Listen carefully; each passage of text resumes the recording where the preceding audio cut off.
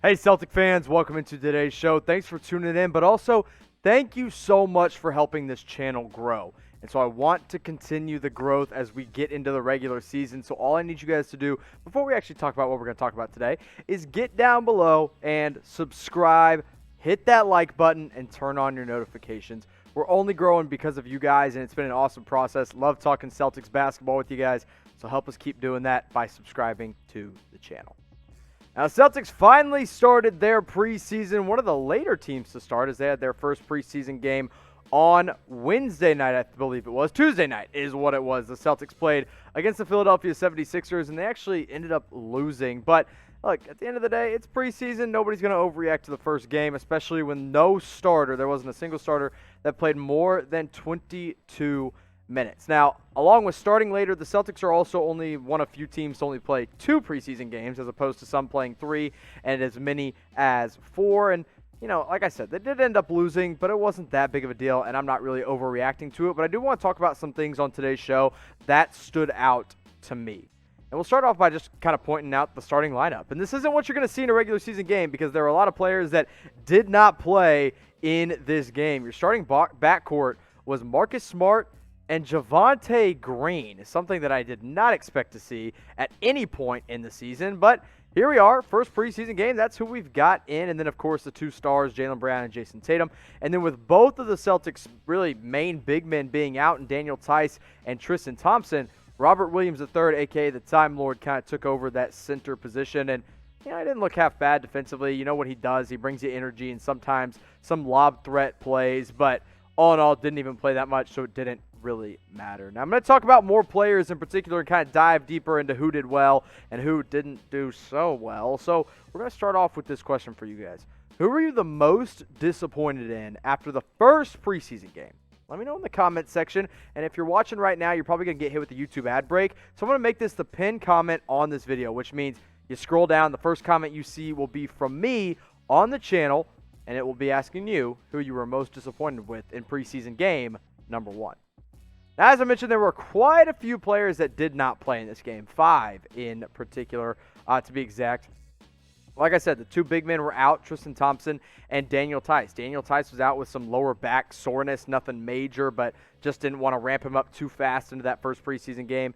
And then Tristan Thompson's actually dealing with a strained right hamstring. Something interesting, I'm sure something he tweaked during practice, and probably not a big deal, probably not a whole lot to worry about, but it's at least notable. Emil Jefferson, one of the newest Celtics who was signed on to a non-guaranteed deal, is not with the team yet as he has not cleared COVID protocols, but should see him in the final tune-up game. And then, of course, Kemba Walker and Romeo Langford, 2 guys that are expected to miss the start of the season anyway. Kemba should miss probably into January, and then Romeo Langford TBD on when he'll return from that wrist surgery, but they will not be playing in preseason, of course. Now, I talked about who I was most disappointed with early on, and honestly, it was the 2 main guys. And really, look, the whole starting 5 did not look good. The starters didn't look good because they weren't the normal starters. But Jayson Tatum and Jaylen Brown especially looked bad. I mean, Brown had 5 points on 1 of 5 three-point shooting. He also had 4 turnovers as opposed to his 2 assists. Never good when you have more turnovers than assists in any game, whether it's preseason or the regular season. And then 8 boards, that was good. Jayson Tatum only scored from 2 and the free throw line. He had 10 points, 4 boards, 2 assists. Also, he had more turnovers than assists at 3 and did not make a 3-point shot. So it was all about knocking off the rust for these 2 guys. So if you had to pick one, and I'm gonna do this question kind of apart from a disappointing start to the preseason because we're not going to worry about those 2. But I'm curious to know because, in all honesty, I'm just now kind of getting into my Celtics, knowledge. And so I want to know from the Celtic fans, who are you a bigger fan of? Type B for Jaylen Brown or type T for Jayson Tatum? I want to know who you are really leaning toward going into this season. Tatum's the better player, but maybe you like one more than the other. Let me know in the comment section. Now, one guy I know you guys love, and I'll be honest, I didn't love the pick when it happened, and I'm already being proven a doubter because he did really well in preseason game number 1, was Payton Pritchard, of course, the rookie point guard out of Oregon, played in 22 minutes in his first game with the Celtics, and he took advantage of every single opportunity he had out on the floor. He made smart decisions. He wasn't erratic. He basically, he played the offense really well. He looked like a 4-year college kid that came in and played his first game. And now Brad Stevens did play a lot of point guards last night. He started Marcus Smart. he played Jeff Teague quite a bit, Tremont Waters, Carsen Edwards, and Payton Pritchard. But Pritchard was the one that really shined above the rest of them. Teague looked good as well. We'll talk about him. But Pritchard on 10 shots had 16 points, knocked down 2 3-pointers. He also had 4 rebounds. And look, the thing with Pritchard is we know the kid can shoot. But he showed some playmaking ability and some shots with inside the three-point arc that showed more promise than I expected from the kid out of Oregon. So, you know what, Payton Pritchard, I doubted you being a first-round pick. I wasn't really sure about it. But after preseason game number 1, I'm starting to become a believer. And it might be a little bit early, but I was encouraged. And that would be the one word I would use to respond to Payton Pritchard's first game in the green. But what would your one-word reaction be to Payton Pritchard's first preseason game? Maybe it's encouraged, like me. Maybe it's, I don't know, proven. I don't know what it may be, but let me know in the comment section your one-word reaction to Payton Pritchard. The other backup point guard that got quite a few minutes, and he is expected to be the primary backup point guard, of course, is Jeff Teague. And honestly, he looked really reliable. He played in 19 minutes, and in those 19 minutes, he did everything he needed to do. Obviously, it was against not a very tough second unit for Philadelphia, but if you play 19 minutes in the preseason, you put up 18 points, I'm pretty impressed. 7 of 9 from the field, knocked down 4 3-pointers on 4 attempts. If I had to say one thing that I was disappointed with in Jeff Teague, it'd probably be his passing and playmaking ability. I mean, he's not really ever been that good of a playmaker, but he's a good scoring guard, and that's what he did. He scored 18 points, like I said, on 7 of 9 shots. So I was impressed with Jeff Teague. I wish he wouldn't wear number 55 because I've never seen a point guard wear a number in the 50s and not been washed. But hey, maybe he's not washed as he had 18 points in their first preseason game.